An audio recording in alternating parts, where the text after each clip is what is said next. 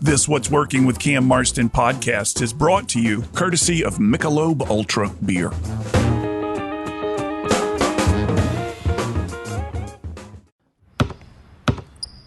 They say consistency is the key to success. They weren't wrong. So how about grabbing a beer that's consistently smooth, consistently refreshing, and consistently light? You might just find that the road to success can be pretty enjoyable. Michelob Ultra, the perfect balance of taste and refreshment, and only 2.6 carbs and 95 calories. It's only worth it if you enjoy it. Enjoy responsibly. Anheuser-Busch Michelob Ultra Light Beer, St. Louis, Missouri.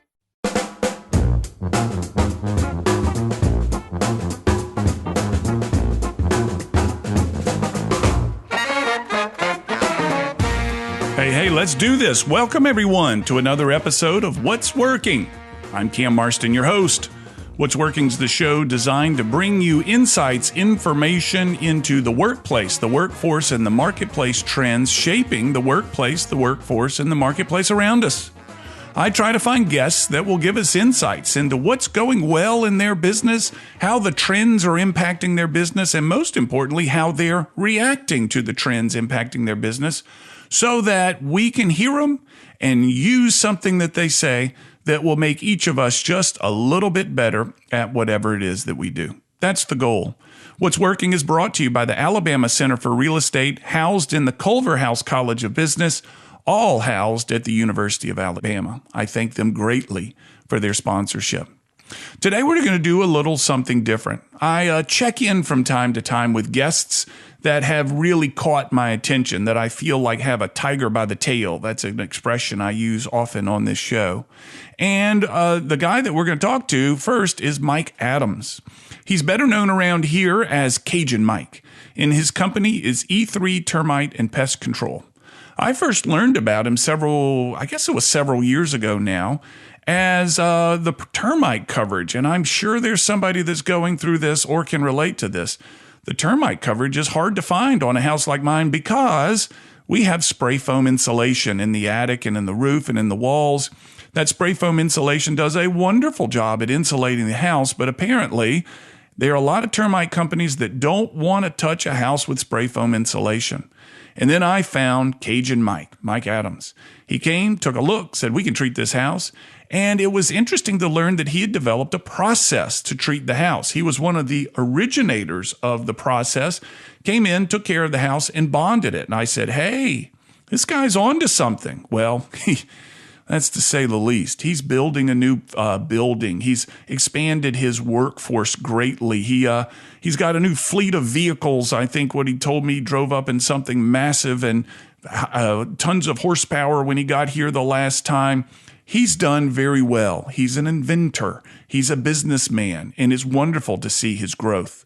So when we get back from this first break, we'll have Cajun Mike, and he and I are going to spend 2 segments talking about the things that have been working in his business that have made him as successful as he is. We'll learn a little bit about the way he teaches his new staff to treat those customers. One of the comments that my wife had when they were last here is they came in and treated me like an old friend, and it was a wonderful, wonderful compliment.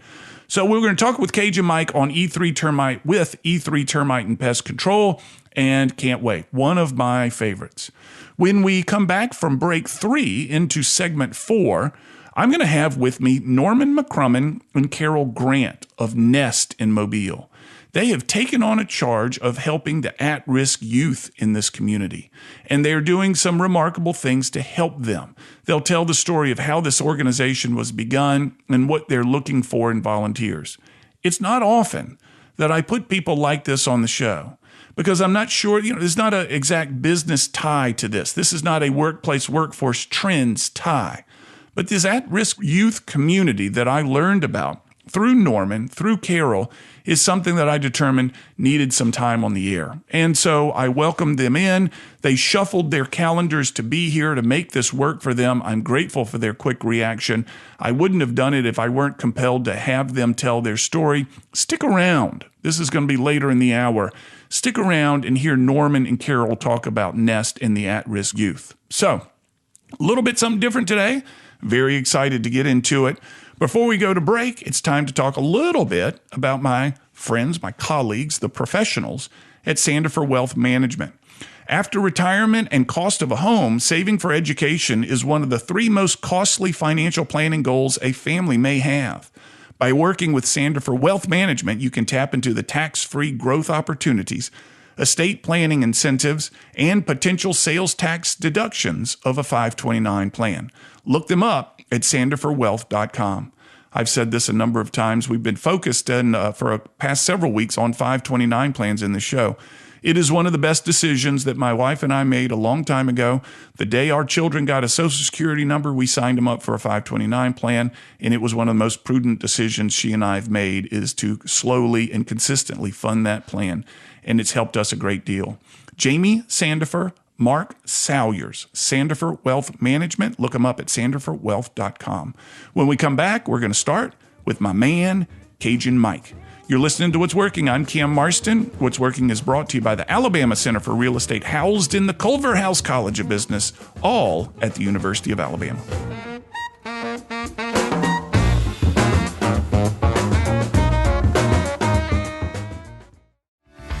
Do you have an industrial or commercial construction project you're ready to make a reality? Person Services Corp is a diverse specialty contractor capable of tackling complex projects. They've won awards from Engineering News Record and the Association of General Contractors. If you're looking for a turnkey project management solution, advanced technologies, and skilled personnel you can trust, look no further than Persons Services Corp. Find out more at personsservices.com.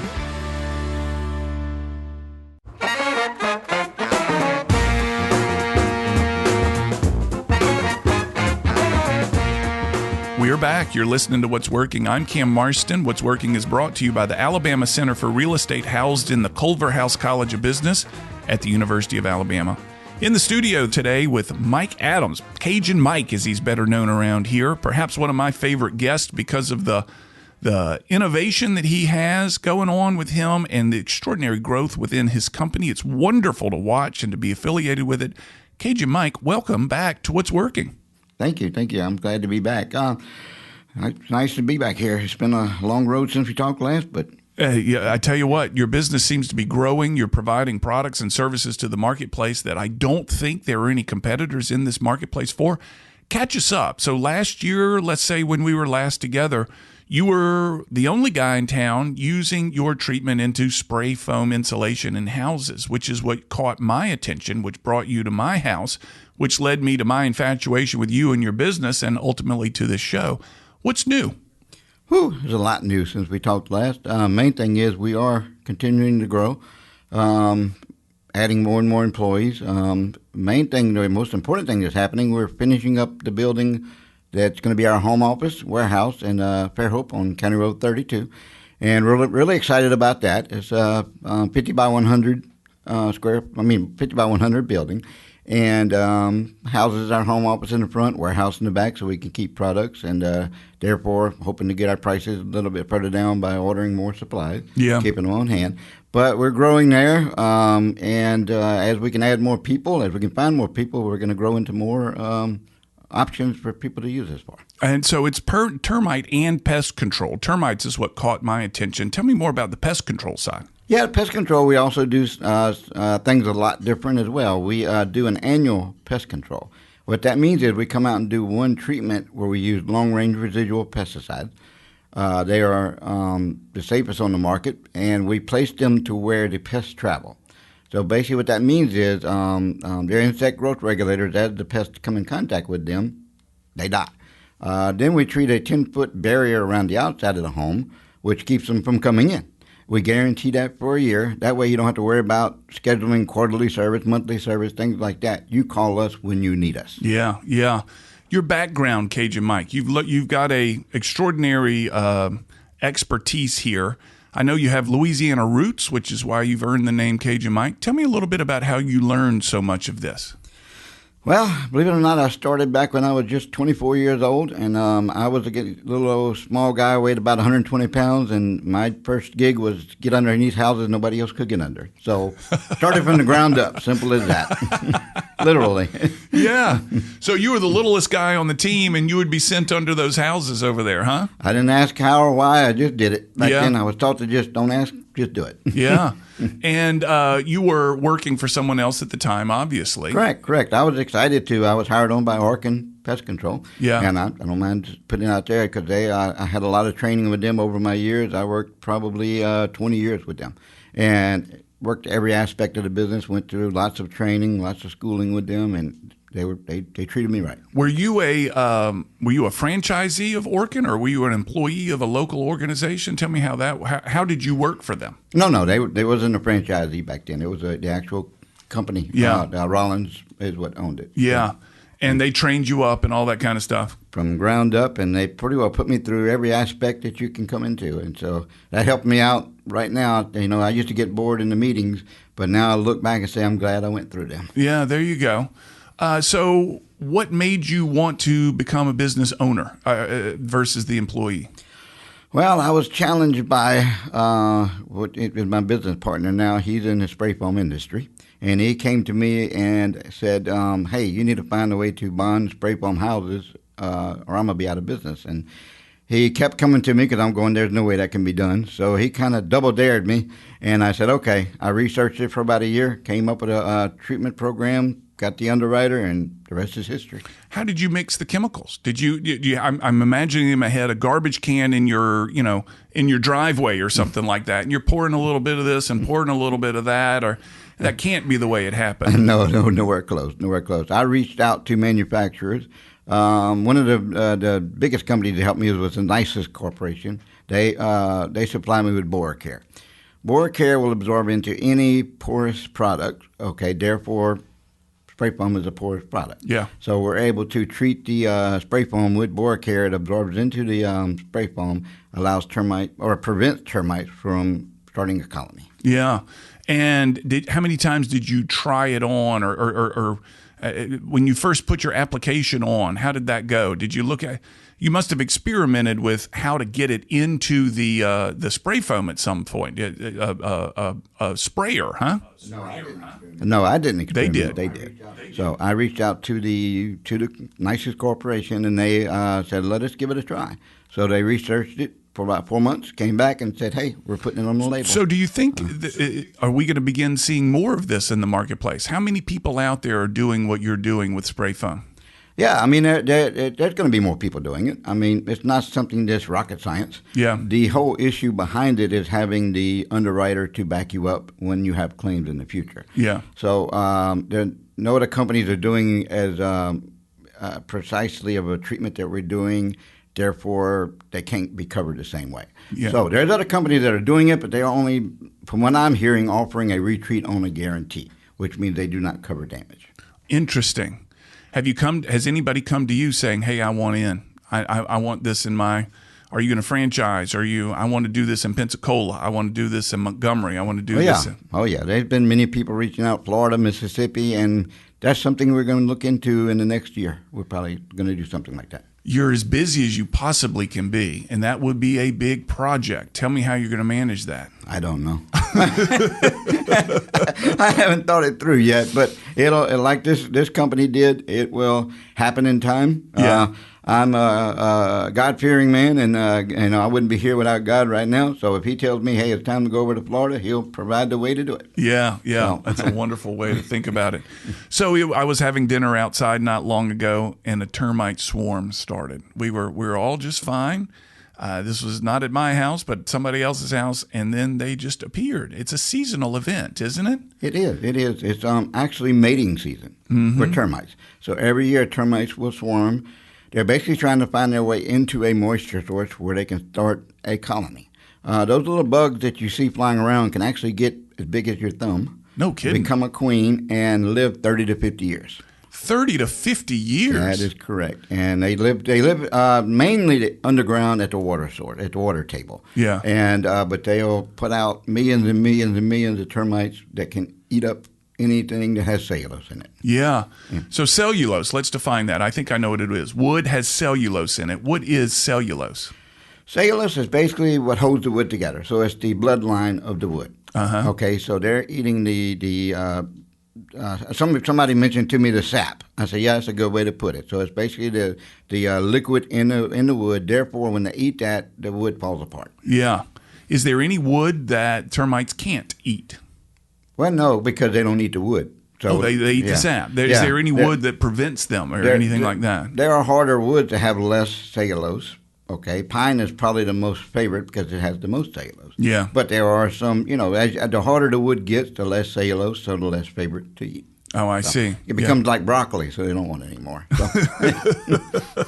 There are broccoli growers out there that don't like your example.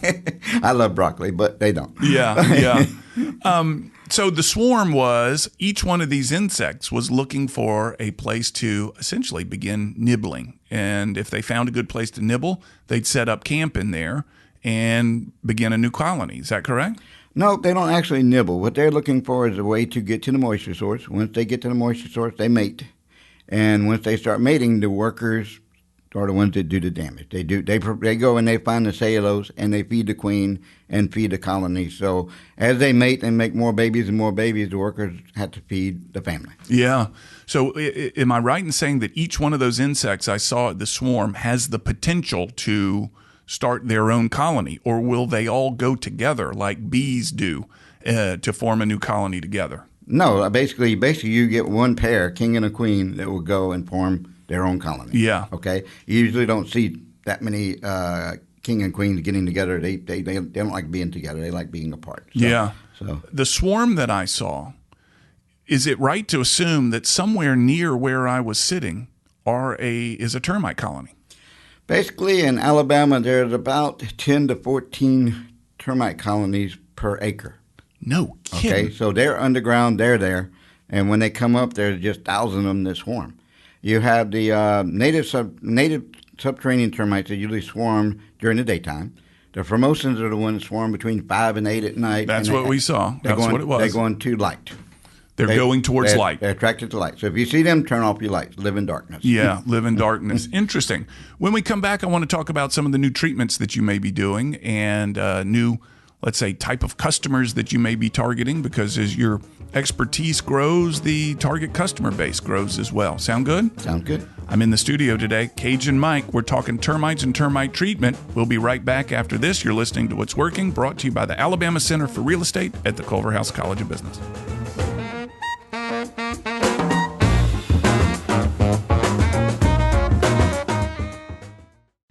At Bryant Bank, we believe your goals are worth chasing, and every step along the way is worth celebrating. From your hopes for the future to the challenges that keep you up at night, we're here for you. Bryant Bankers put care into action to help you live legendary by stepping up when you need us most and doing what's right even when no one is watching. Come experience a local bank whose people greet you by name and treat you like family. Bryant Bank, member FDIC. Customer service never goes out of style. In fact, I think it's safe to say that customer service is more valuable and more important now more than ever. Hi, this is Cam Marston. One thing that my over 200 episodes of What's Working has taught me is how important customer service is to building and maintaining a thriving business. It's the growing need for customer service that's led me to partner with one of the state's leading customer service trainers to create our program called Delivering 5-Star Customer Service. Your team will get one 90-minute training session per month for 6 consecutive months. Each session builds on the skills learned the previous month, allowing your customer-facing teams to practice before moving on to the next lesson. And the 6 lessons address everything from appearance to electronic communications to conflict resolution to maintaining a service mindset. Our program travels and is delivered in person at your workplace, nothing virtual. You simply can't practice the level of the skills this course teaches virtually.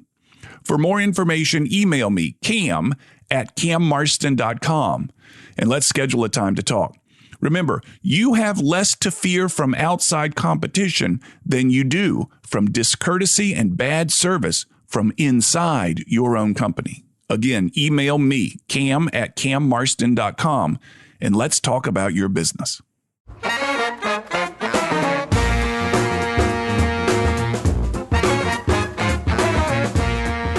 Cajun Mike is with me. He's the president of E3 Termite and Pest Control. I am a great fan and a customer of this man. You're listening to What's Working. We're back. What's Working is brought to you by the Alabama Center for Real Estate at the Culverhouse College of Business at the University of Alabama. Cajun Mike, tell me about new markets that you guys are exploring. You did my house, but there's got to be new types of markets, new types of dwelling. What's new for you? Yeah, I mean, it's not really that it's new. We're trying to reach out more to new construction builders or anyone doing new construction on a home. And basically what that means is we're able to offer a treatment to a home that you never can offer again, because what we do is we go in and we treat all of the wood in the home with a product called BoraCare. BoraCare will absorb into the wood and replace the cellulose in the wood with boric acid. Mm-hmm. That will protect the home from any wood-destroying insect, mold, fungus, and wood rot. Yeah. Matter of fact, when we do that, the manufacturer will back us up for 30 years as a protection. The BoraCare, the manufacturer of BoraCare will back you up for 30 years. That is correct.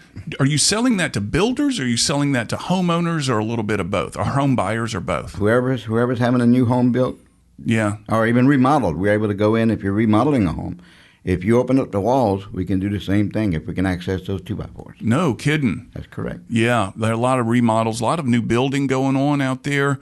When you present this idea to a builder, let's say, mm-hmm. are they the ones that are seeking you out, or are they the ones? Are they skeptical? Tell me what a builder says when you say, "Hey, let us get in there and treat this pine before you close it up." Well, builders and it's all goes with the industry. Builders mainly are trying to keep their costs down. Sure. So they're wanting to go the cheapest route, which is okay. I mean, that's the way it's been for 100 years. But if you want the better treatment for your home, you want to ask for this treatment. Therefore, it's just a better treatment than the old-fashioned treatment. Yeah. And is there a special skill needed to apply this versus somebody that works in the house doing the spray foam or does the pest control? Is this a special talent needed to apply this to a house under construction? Well, I mean, it's not a special talent. We had to go and be certified by NICES. Yeah. Therefore, we get the certification to be able to properly apply the product. Yeah. Okay, because you ain't just go and slap it on the wall and hope for the best. Right. So there is a method to doing it, and we do have to be certified. Yeah. So when you and I met over a year ago, you were growing. The growth had begun in your business. The growth continues in your business. That's correct. How are you managing your time these days? Are you in the face of the customer, or are you behind the scenes moving the pieces on the chessboard? Moving the pieces. I'm not able to get out. There's so many phone calls coming in and coaching my crew. Have pretty well 3 crews, almost 4 crews out there right now. I've got 3 sales reps. So they're basically calling me throughout the day with questions. Every house is different. Each time my crew, even though they're experienced, they're the best crew in the world, they always come across something different on almost every job. Yeah. So they call me and I coach them through it. Tell me about something different that one of them saw, or something different that you've seen that you said, "Ooh, I haven't seen that before. This is new." You got any stories? I could go a long ways. I mean, we just, when you're looking at construction, you just see a lot of things nightmare. I mean, you see houses where they build rooms only about 3 or 4 inches off the ground, and that's kind of a nightmare because it really can't be treated properly. So we do what we can do to try to get those treated. Yeah, even you can't slide into that space, 3 or 4 inches. Especially not now. Yeah. I remember you telling me once that there is a phenomenon of the termite eating up through a post, let's say a house on stilts, a creosote post, mm-hmm. and the termite will get in through the bottom and eat up through the post into the house. I mean, that could be 20 feet of eating, I guess, hypothetically. How common is that? Well, what happens, the center of the piling most of the time is not treated because the creosote or whatever they're treating it with doesn't make it all the way to the center. Right. So, of course, the termites are going to see that, and they're going to come up the center of the post. Yeah. We do something different. What we do is we will drill a small hole to the center of the post and treat it with a product that helps prevent that from happening. Yeah. Is that fairly common, though, in post houses on pilings are usually waterfront homes. Is that fairly common in waterfront environments to find a termite that's eaten that far up? I just had a call. One of my guys went to one about 2 hours ago, did exactly the same thing. No kidding. So it's common. And also, just to kind of add to that, I went to a house that was a slab house. The termites had actually tunneled all the way up to find moisture in a roof deck, which was 30 feet high, just to get the sweet wood out of the roof deck. They touched nothing else. They tunneled all the way up to that one area and pigged out on that area of the roof. Pigged out. So even a slab is not immune. No, they will tunnel up. They will go between the brick veneers. Most people don't know down here you have what's called a supported slab. So you have a gap between the brick veneer and the block foundation. They will go up in that gap, and you will never know they're there. Yeah. So we treat those areas to make sure that doesn't happen. Are the termites out there getting worse? Is global warming impacting this? I remember years past, I can think of a year that this happened, and that was, and probably doesn't relate, but we didn't have a hard freeze here. Right. And that year, the love bugs exploded. And someone said the reason there's so many of these, you were wiping them off. It was like you were wet with love bugs. They were all over you. They said the reason is we never had a hard freeze, and the embryos or whatever never died, which usually happens in the hard freeze, which cuts the bugs back. Are you seeing something similar in the termite world? Well, we're constantly fighting, and this is industry-wide. Our goal is to, when we put products out, bait stations, the termiticide that we use, we're trying to minimize the amount of termites in an area. However, as they swarm every year, they're trying to come back and replace those that we eliminated. So Right. It's just an ongoing battle. So you said 15 colonies per acre, I think is what you said. Officially, it's 10 to 14. 10 to 14 per acre. Right. And is that in the woods? Is that in developed areas as well? So if I could mark an acre off around my house, we could say that number applies to my neighborhood as well? It could be more. It could be less. So, and when you're talking about woods, that brings up a good point. Termites have a job in nature. Their job in nature is when a tree falls, they're supposed to turn that tree into fertilizer. Yeah. Okay, so when you put your house right there where a tree used to be, they think it's a dead tree, so they want to turn your house into fertilizer. Yeah. So there probably are more in wood areas than there are in open areas because there's more food. Yeah. So it makes complete sense. Have you developed a respect for this creature? A long time ago. Oh, yeah? A long time ago, because I've seen some crazy things. I've seen some drastic damage. They can cause a lot of damage, and what happens, they eat from the inside out, so they will do $20,000, $30,000 in damage before you know you have them. Yeah, that's the thing that scares me. Yeah, we had a swarm on our house a couple of years ago. They were dropping out of a vent, an air vent, and I thought, oh my gosh, we've got them. And turns out it was not. It was a false alarm, but nevertheless, for 24 hours, I was freaking out. Yeah. Thinking this house is going to have to be bulldozed. We're going to have to find a new place to live. Maybe we should burn it down. Do I know any arsonists or something like this? Ultimately, it was a false alarm. Good. So 1 year ago to today, lots of change for you. You've grown this business, and it's wonderful to watch. Take me a year from now. I don't know. It's scary to think. This business by itself is almost like a firecracker. I started this by myself with a rig on a trailer and pulling it with an SUV, and here I am with 10 trucks in the fleet, and it's not even 3 years old yet. Yeah. So who knows, a year from now. My main goal is making sure my employees are taken care of. I do extra things for them. They do extra things for me, and I want to see myself grow so I can offer more jobs and also take care of more people out there that need my help. So you've touched on something that so many of the guests in that chair have said, is that their business is about people. Yep. And termites is the way you do it. Pest control is the way you do it. Is that your attitude? That is exactly. And when someone calls me, I want them to know I care genuinely about my hands are on every job that's being done. Mm-hmm. And I do. I care about each house that we treat. Yeah. And I know about each house that we treat, even though we have almost 1,000 customers now. I have my hands on every one of those. And so I care about my customers, and they are going to be taken care of. Well, and you care about your staff, and that is reflected in their behavior. When they came over and worked on our house, my wife was there, and they said they treated me like we were old friends, and it was very comfortable. So whatever you're doing to find these people seems to be working. Yes, I love my crew. All of my employees are handpicked, and they're just awesome. Well, I'm pleased to know you. You're one of the great stories that I've come across when I've done this show here. I appreciate it. Let's let's finish off. Tell people how they can find you.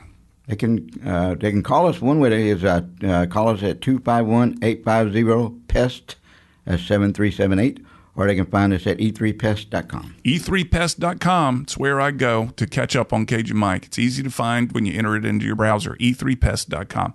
Cajun Mike, thank you for coming back. Thank you. Thrilled for your success. Thank you. We'll be back after this break. You're listening to What's Working. I'm Cam Marston. What's Working is brought to you by the Alabama Center for Real Estate at the Culver House College of Business, housed in the University of Alabama.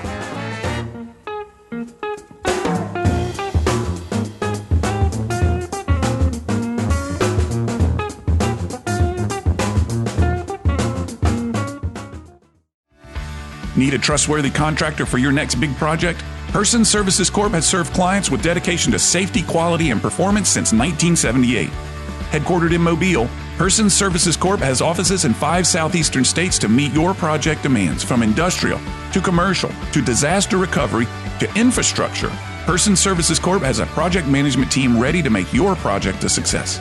Find more at personsservices.com.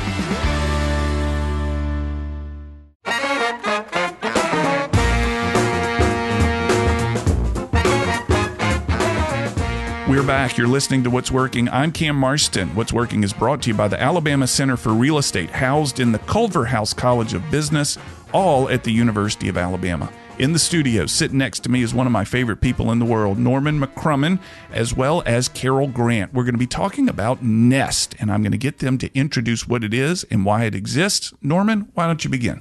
Thank you. It's wonderful to be here. Carol and I work with and for Nest because we are committed, as are the other board members, to expressing our love for neighbor.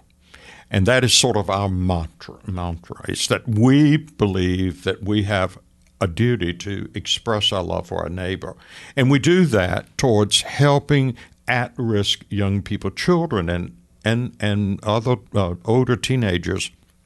There's a population in Mobile comprised of youth who are living in chaos and poverty, who are not sure tonight where they will be. Mm-hmm. I mean, we're looking at over 2,000 homeless young people who do not know where they will sleep tonight. We're looking at young people who have no idea of whether their parents will be home tonight.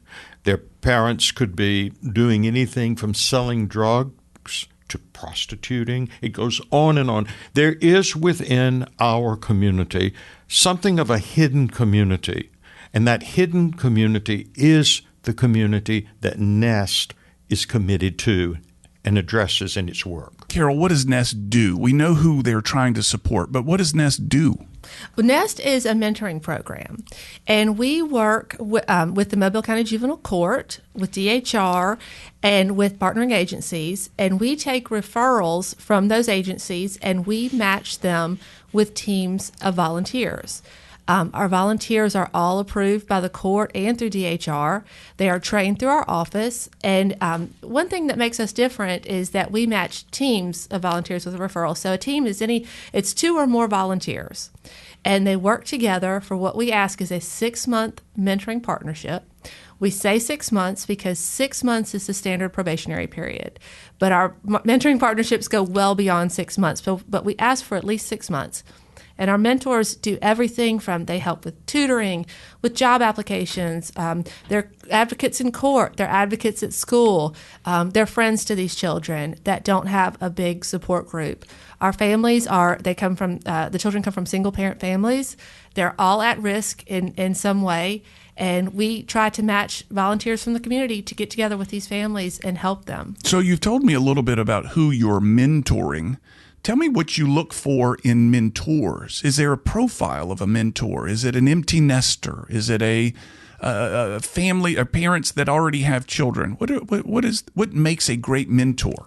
Okay, for our program, you have to be at least 21 years old, and then you have to be.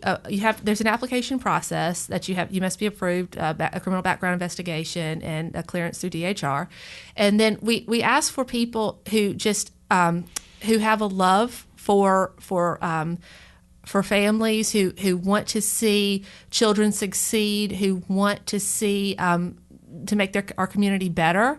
That you have to be able, have to have energy, but you can be of any age, above 21. You can be, retired. You can be teachers, lawyers, doctors, whatever. Whoever wants to see our community be a better place. Norman? Well, we look upon our teams as bringing to the table what we call social capital, which is simply to say that you have a set of experiences and connections that the next person doesn't have. And the next person, each person on a team has unique social capital.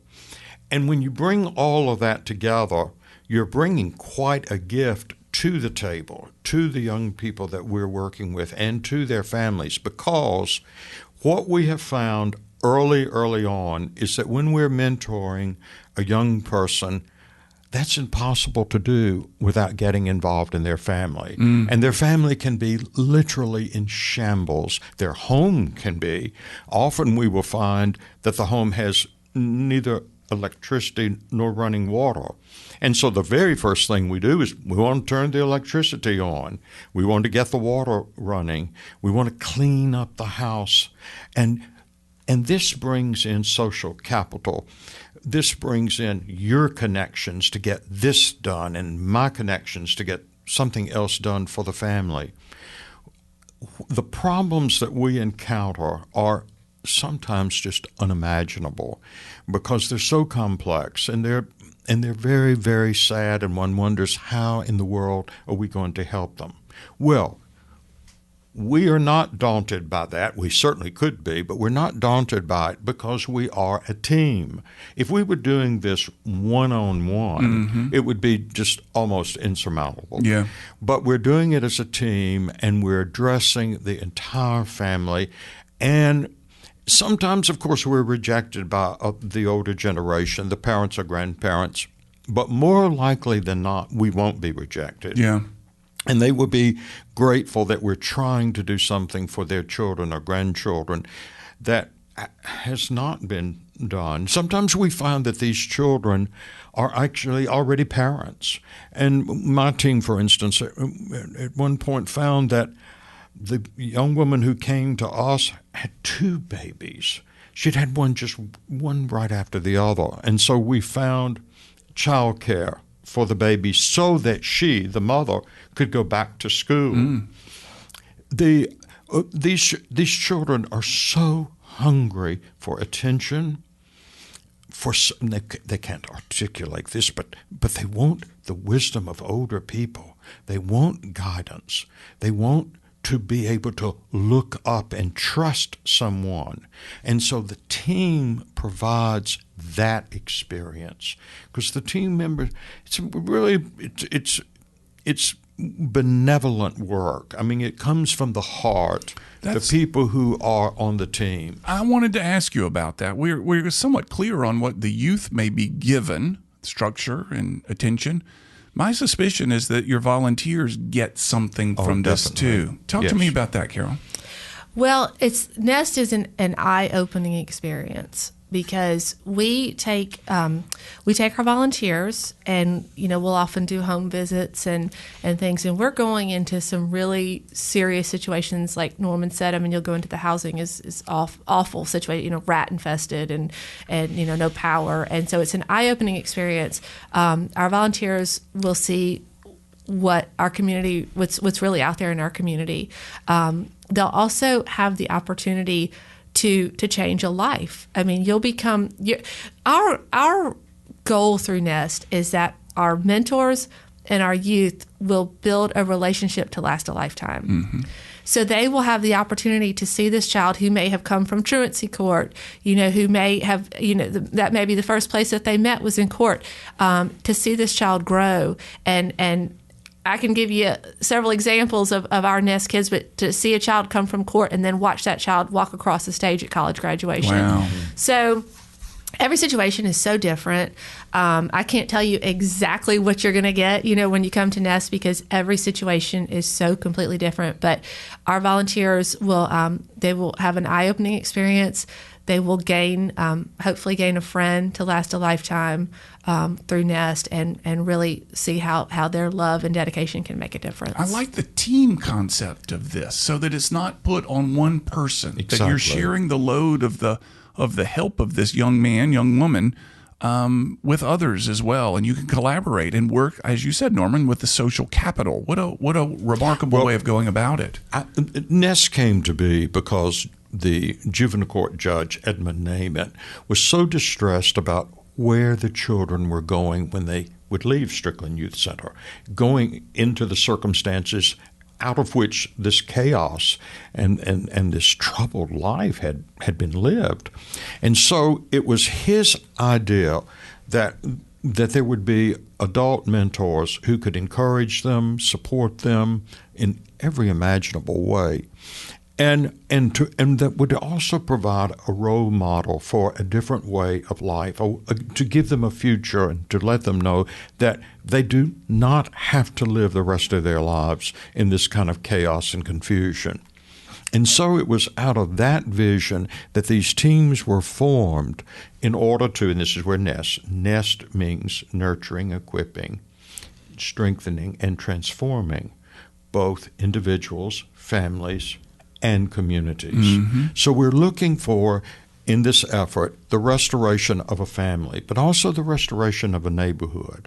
And that is why we feel that, well, we just don't feel it. We know that we need more teams. We've got to have more teams throughout the community that can be working with families within these troubled neighborhoods so that there really can be a transformation. There is certainly somebody listening out there right now that is saying, I've got more to give. There's something in me that feels like I need to contribute. And they may have been touched by what you've told me thus far. Tell me how people can find you. They can visit our website. It's www.nestofmobile.org. Nestofmobile.org. Right. Okay, keep going. And also, through Facebook, we'll have an Instagram account up soon. They can find us on Facebook at Nest of Mobile. And then once you go into our site, you'll find our contact information, and you will also see a Get Involved link. And through that Get Involved link, you can apply to be a mentor. You can give. There's different ways you can get involved through Nest. If you apply to be a mentor, you will be sent. There'll be a volunteer form that you'll send over to our office, and then we will respond to you to make sure that's what you want to do. And then once we're able to communicate, we will send you the application packet for you to fill out. So what I heard you say is if somebody comes in and clicks, it begins a conversation where they can evaluate whether this is what they want to do or not. It doesn't mean if they click, they're in. That's right. That's right. And the application process does take approximately 4 to 6 weeks because we do have to send paperwork everywhere to be completed. So if you're interested, please go ahead and go to that Get Involved link, because we do have several referrals on our waiting list right now. Our teams are working really hard, and we are in desperate need of mentors right now. All right. Norman McCrummen, Carol Grant, representing Nest here in Mobile. www.nestofmobile.org. Is that what I remember? Correct. Yes. Thank you both for what you're doing. Thank you. Really appreciate it. We'll come back after this for final comments. You're listening to What's Working. I'm Cam Marston. What's Working is brought to you by the Alabama Center for Real Estate.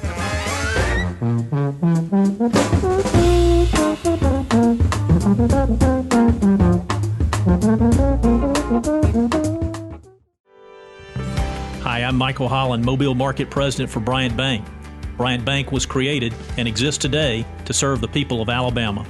Our focus is on serving and elevating the people and businesses in our great state, and the team we've assembled reflects that. Our bankers and service providers aspire to be legendary, whether it's your financial plan, instant debit cards, online and mobile banking, person-to-person payments, Apple Pay, or controlling your debit cards with the swipe of a button. Growing communities across the state of Alabama, and certainly here in Mobile, deserve the support of a bank who calls Alabama home. We have a history of putting care into action, and we're all in on Alabama, and I, as the Mobile Market President, am all in on Mobile. We are the local bank for you. Stop by our Mobile office today at 6151 Airport Boulevard or one of our 3 offices across the bay to find out what unbeatable service and legendary results are all about. Bryant Bank, Equal Housing Lender, member FDIC. Hi, I'm Christina Warner McInnes, CEO of Agritech Corp. And when I'm not solving the over 80% of homeowners that are dissatisfied with their lawn and garden with soil testing, I'm listening to What's Working with Cam Marston. Now back to the show.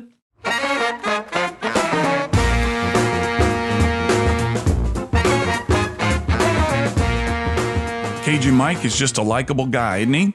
Genuine, forthcoming, intelligent. He's created some remarkable stuff, and he's doing well. Just love him. We're back. You're listening to What's Working. I'm Cam Marston. Coming back, segment 5 now. What's Working is brought to you by the Alabama Center for Real Estate at the Culver House College of Business, all at the University of Alabama. When Cajun Mike came to my house years ago, I liked him immediately. He knew immediately what he was doing. He was an expert. All the stuff that I talk about in my book, incidentally, is represented by Cajun Mike, and he does so well with it. So he does well, and then speaking of, he's likable, and likability leads me to Norman McCrummen and Carol Grant. I've known Norman for years, and he's immensely likable, and Carol was too. Maybe there's a show somewhere about likability. I'm sure there are businesses out there that the success of their business is based on the likability of the people that face the public versus only having a good product or only having good service or turnaround times or whatever it may be. There's simply something likable about people. And I don't know who would be the expert to interview on that show, but I would imagine they've got some insights on likability. I used to begin my presentations years ago with this very simple statement that's been used in the business community for a long time. This is not original to me, but people do business with people that they like. Number 2, people do business with people who they think are like themselves. And finding somebody who I feel like is like me, I'm going to like them and I'm going to want to do business with them. Both of these people feel that, or both of these guests today, Norman and Carol, as well as Cajun Mike, have that going on. I really celebrate the people who are giving their talents to the at-risk youth. We had 2 representatives with Nest here, but there's a bunch of them out there that are volunteering and donating their time. And you could hear the plea in Carol and Norman's voice of their need. There are kids out there that are at risk and don't know where they'll sleep at night. These are problems and things that just confound me, and I hate to say it, but I grew up in a blissful little bubble, and my heart and my gratitude truly goes out to the people who have the emotional capacity to take on these urgent needs in our community. I can tackle a business problem, but the emotional capacity to tackle the needs of the at-risk youth is something that I wonder if I'm capable of, and am frightened about the thought of some child relying on me. I've got 4 of my own that rely on me, and the we can discuss someday whether I'm doing a good job or not, but to someone else's children, that anyway. Thank you, Norman. Thank you, Carol, for what you're doing. That'll wrap us up this week, folks. If you've got an idea for a show, I'd love to hear from you. 251-260-8100. Again, 251-260-8100. The show, as you have probably heard, is now broadcast in Huntsville, Birmingham, and Montgomery, as well as the home market in Mobile. And so we're not only looking for Mobile-based businesses, but if you know people in those markets that have a good story to tell, I would love an introduction to them, particularly people that are facing trends that are somewhat different and unique in our marketplace. Those are the stories that I really like to hear. So make those introductions. Find me on social media, if you will. You can find me under Cam Marston or Cam Marston in the numeral 1, Cam Marston 1. And I try to do my best to give updates on the shows, let people know when the podcasts are released, how to get access to them, and which reminds me, if you'd like to hear the show again, or you know somebody that needs to hear this show or that you feel would be interested in it, go to cammarston.com, CAMMARSTON.com. By the time I say this, the new website should be out. And you can find the show there as well as forward it on to people that may want to hear it. Show is produced by John Thompson with Ion Digital, and every time I say that, it means he cannot sit and drink beer on the north side of Horn Island and has to edit this show. We'll have another show next week. Have a good week, everybody.